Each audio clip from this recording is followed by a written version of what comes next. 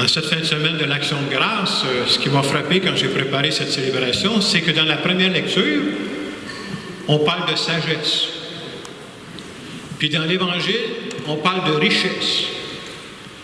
Et quand je méditais là-dessus, je me suis dit, peut-être que la vraie sagesse, c'est d'être capable de reconnaître les richesses qu'on a dans notre vie et de rendre grâce à Dieu pour ses richesses.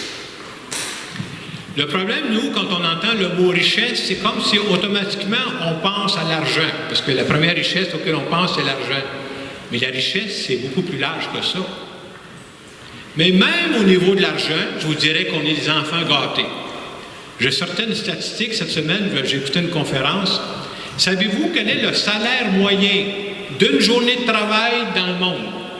Vous travaillez toute la journée, là, quel salaire moyen on donne aux gens dans le monde? 3 $ canadiens.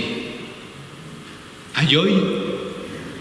C'est le salaire moyen dans le monde pour une journée de travail. On oublie à quel point nous, là, on est des gâtés de la vie. Je continue, mais je dis la richesse, c'est beaucoup plus large que ça. La richesse de la santé. Allez vous promener à l'hôpital, tu reviens chez vous, tu dis, hey, j'arrête de me plaindre, voilà. La richesse des personnes autour de nous. La richesse d'avoir une famille sur qui tu peux compter. La richesse d'avoir des amis qui m'aiment tel que je suis, même si je ne suis pas parfait. Quelle richesse! La richesse dans ma vie, voilà, d'aimer, puis d'être aimé. Quelle richesse! Avoir la foi, c'est voir la vie, pour nous qui avons la foi, là, voir la vie comme un cadeau de Dieu. Tout ce qui m'arrive, voilà, c'est un cadeau de Dieu. Ouais, mais quelqu'un va dire, ouais, mais il y a des bouts difficiles aussi, genre, c'est vrai. Mais même les bouts difficiles ne sont pas inutiles. Ils sont là pour nous aider à grandir.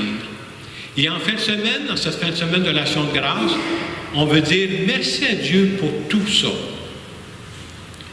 D'abord, on voit avec la belle décoration qui montre la nature. Hein. J'aime souvent dire que la nature est très belle, mais je pense qu'on est plus beau que la nature, nous autres. Un être humain, il n'y a rien de plus beau que ça, c'est complet. Vous savez, si vous lisez un peu les revues aujourd'hui, c'est la fête de l'Action de grâce, vous ne verrez pas souvent le mot Action de grâce. C'est une expression qu'on entend beaucoup moins maintenant. Mais quand vous lisez les revues, toutes sortes de revues, il y a un mot que vous allez entendre qui est synonyme de ça. Même dans les revues, on en parle assez souvent, on va employer le mot gratitude. Et en fin de semaine, je trouve que c'est important de se dire quels sont les bienfaits, comme on le fait, de rendre grâce. Puis nous autres, on a la chance de croire, je ne rends pas grâce à Dieu dans les nuages, moi je rends grâce à Dieu. Tout ce que j'ai, tout ce que je suis, ça vient de Dieu. Il y a des bienfaits à ça, il y a même des études, savez-vous, qui ont été faites pour les gens qui pratiquent régulièrement la gratitude. Il y a des bienfaits qui sont physiques. Il y a des bienfaits qui sont au plan mental. Je vous donne des exemples. C'est des universités aux États-Unis qui ont fait ces études-là. Des gens qui vivent dans la gratitude, c'est-à-dire tu avances dans la vie, là, puis tu es conscient qu'il y a des belles choses dans ta vie, tu remercies pour les belles choses qu'il y a dans ta vie. D'après ces études-là, les gens dorment mieux. Alors, si vous voulez bien dormir, lancez-vous dans la gratitude. C'est prouvé aussi que ces gens-là sont moins stressés. C'est une façon d'aborder la vie. Parmi les bienfaits de la gratitude, il y a aussi, ça aide à développer de meilleures relations avec les autres et avec Dieu. Pourquoi ça nous aide à développer des meilleures relations avec les autres et avec Dieu? Parce que quand tu vis dans la gratitude, tu ne passes pas ton temps à chercher des bébites. Quand tu vis dans la gratitude, tu cherches à découvrir ce qu'il y a de beau autour de toi. Et quand tu fais ça, ça t'aide à développer des belles relations avec les autres parce que justement, tu ne vois plus les autres de la même façon. Ça change notre regard. Hein? On a besoin de développer cette façon de prier, une façon dans l'action de grâce. Ça aide aussi à développer la relation avec Dieu, je le disais tantôt, d'être capable de dire merci à Dieu pour tout ce qu'il fait. Moi, en tout cas, il y a quelque chose que je fais depuis déjà quelques années. J'ai une petite feuille que je remplis le soir, presque tous les soirs. Je saute quelques soirs quand même, là. Mais presque tous les soirs, il y a une des questions qu'ils nous posent quand je finis ma journée, là. Nommez 3 gratitudes. Je suis capable d'en trouver tous les soirs. Et je vais vous confesser quelque chose. La plupart du temps, je ne dis pas ma gratitude, ce n'est pas les carottes, ce n'est pas les oranges. Moi, si vous voyez ma feuille de gratitude, là, c'est des personnes. La plupart du temps, je marque le prénom d'une personne. Hey, je suis chanceux de l'avoir dans ma vie, là. Ça peut être un petit détail, la personne m'a rendu service, ou on est allé à telle place ensemble aujourd'hui, puis on s'est fait du fun. Gratitude, une beauté de ma vie, là. C'est important d'avoir ça. Autre chose que ça fait aussi de développer la gratitude ou l'action de grâce, là, quand on fait ça dans notre vie, là, ça a un impact chez les autres personnes autour de nous. C'est tellement vrai que vous remarquerez que si vous vous tenez avec beaucoup de gens qui passent le temps, je ne sais pas, à annoncer des mauvaises nouvelles ou à critiquer, vous allez devenir critiqueux.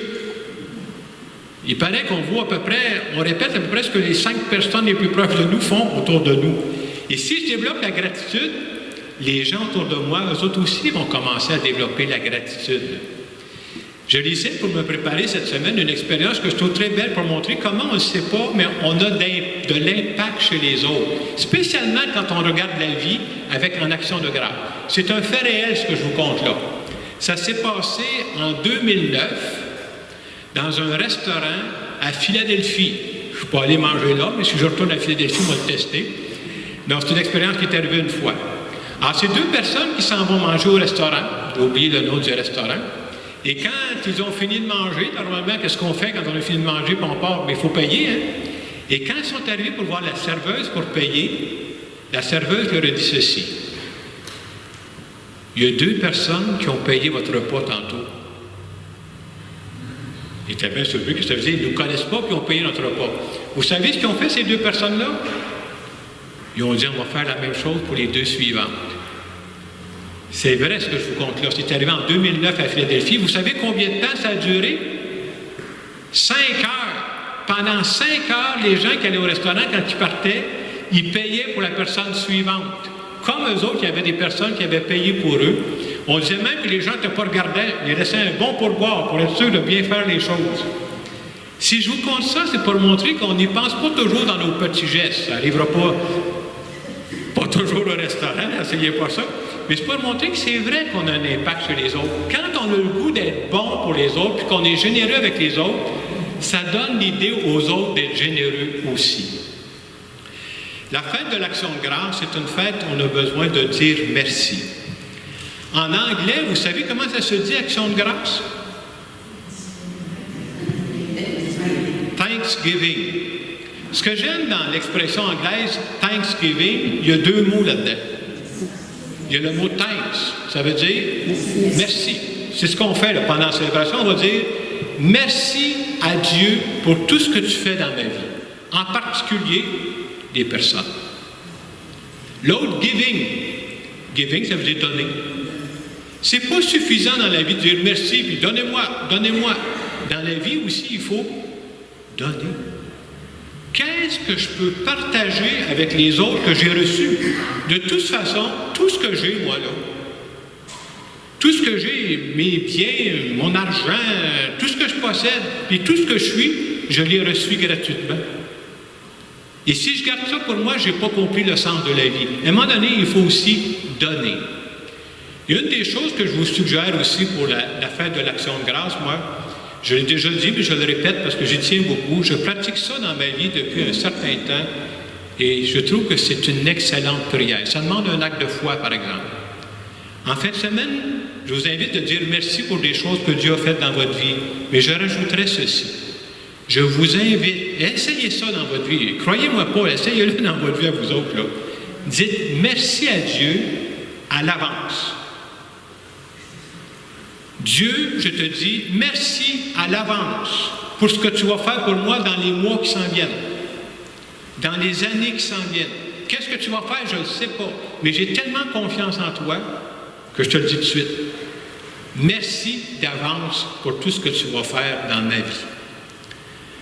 Alors, j'aimerais terminer cette homélie tout simplement en faisant une prière en notre nom à tous. Je vous invite à vous recueillir. Je fais cette prière lentement, il faut juste la répéter dans votre cœur. Je pense que ça nous aide à personnaliser notre prière.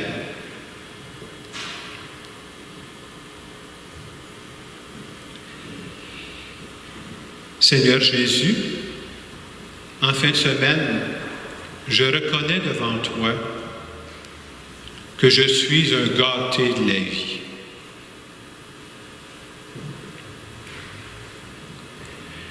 Je te dis merci pour tout ce que j'ai et tout ce que je suis, parce que ça vient de toi. Je te dis un merci sincère pour tout ce que tu fais pour moi, même si parfois je n'en suis même pas conscient.